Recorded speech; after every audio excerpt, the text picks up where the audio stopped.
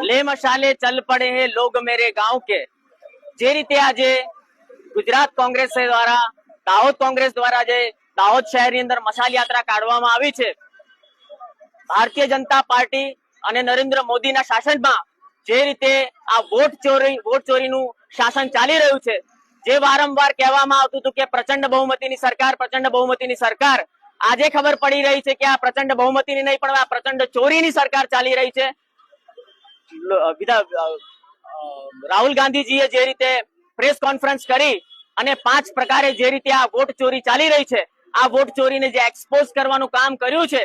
આ જે 30 વર્ષથી ગુજરાતની અંદર આ જે ભારતીય જનતા પાર્ટીનું શાસન ચાલી રહ્યું છે, એ આજે સ્પષ્ટપણે જણાય છે કે આ ચોરીના વોટોથી ચાલતું 30 વર્ષનું શાસન છે।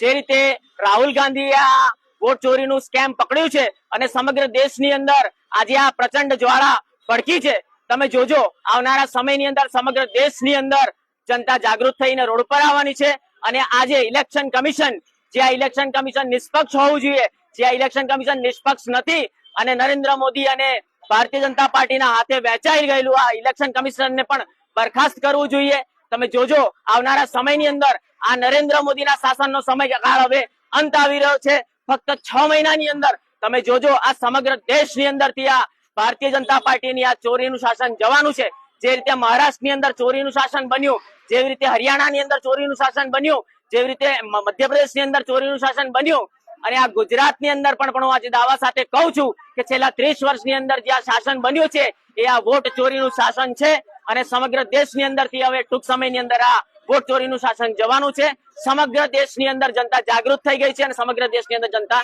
સડકો પર આવશે અને આ વોટ ચોરીનું શાસન સમાપ્ત થશે।